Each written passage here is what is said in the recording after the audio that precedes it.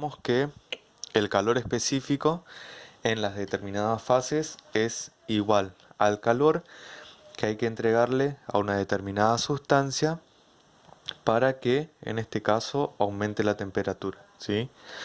Bien, ahora vamos a pasar a la otra actividad, que es calcular los calores latentes. Los calores latentes. Bien, ¿a qué hacemos referencia con calores latentes? Si bien nosotros calculamos el calor específico en el estado sólido y el calor específico en el estado gaseoso, les queda de tarea calcular el calor específico en el estado líquido. Lo que tenemos también para calcular son los calores latentes, y en este caso vamos a hablar calor latente de fusión y calor latente de vaporización. ¿Qué es lo que pasa?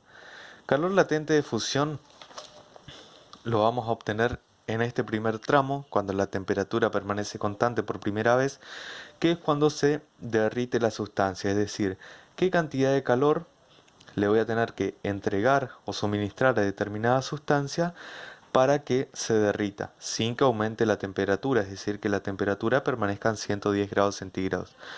Y el calor latente de vaporización hace referencia a la cantidad de calor que le tengo que entregar a determinada sustancia para que pase del estado líquido a el estado gaseoso sin que aumente la temperatura, es decir, para que se vaporice.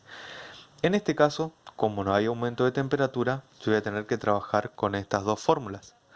En el primer caso, para el calor latente de fusión, voy a tener esta fórmula. La diferencia de calor suministrado va a ser igual a la masa por ese calor latente de fusión. Esto me representa el calor latente de fusión, esta es la masa y esta es la diferencia de calor suministrado. Bien, ¿de dónde voy a sacar esa diferencia de calor suministrado? La voy a sacar del gráfico. Como ustedes verán,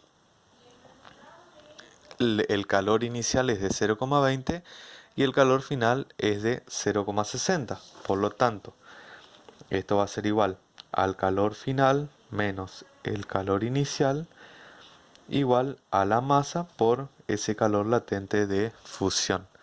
Por lo tanto, el calor final es de 0,6 menos el calor inicial, que es de 0,2, esto siendo multiplicado por 10 a la 4 joule, igual a 1 kilogramo de masa por el calor latente de fusión. 0,6 menos 0,2 nos da como resultado 0,4 por 10 a la 4 joule. Esto es igual a 1 kilogramo por ese calor latente. Y si yo quiero calcular el calor latente de fusión, tengo que pasar estos kilogramos al otro lado dividiendo. Por lo tanto va a quedar 0,4 por 10 a la 4 joule dividido 1 kilogramo. Esto va a ser igual al calor latente de fusión. Como verán, si divido entre 1 me queda el mismo resultado, 0,4 por 10 a la 4 joule sobre kilogramo, ¿sí? Joule sobre kilogramo va a ser la unidad de ese calor latente de fusión, joule sobre kilogramo, ¿sí? Bien, el mismo procedimiento se realiza para obtener el calor latente de vaporización. Nada más que voy a tener que utilizar esta fórmula. La diferencia de calor suministrada va a ser igual a la masa por el calor latente de vaporización.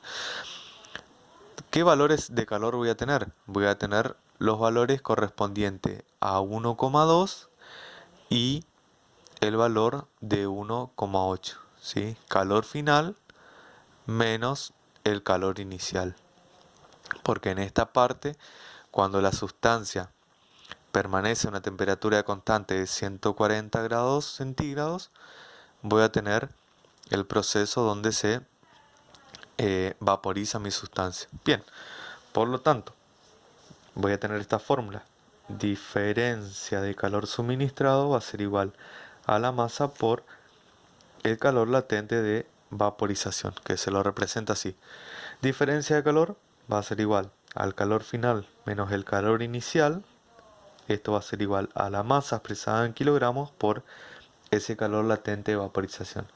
Calor final 1,8 menos el calor inicial, que en este caso es 1,2 por 10 a la 4 joule. Esto va a ser igual a 1 kilogramo de mi sustancia por ese calor latente de vaporización. Entonces 1,8 menos 1,2 me da como resultado 0,6 por 10 a la 4 joule, y esto es igual a 1 kilogramo por ese calor latente de vaporización.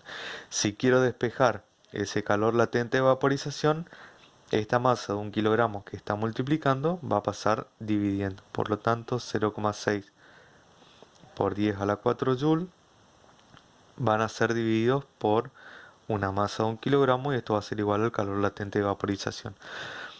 Dividir entre 1 me va a quedar el mismo resultado. Por lo tanto, ese calor latente de vaporización va a ser igual a 0,6 por 10 a la 4 joule sobre kilogramos.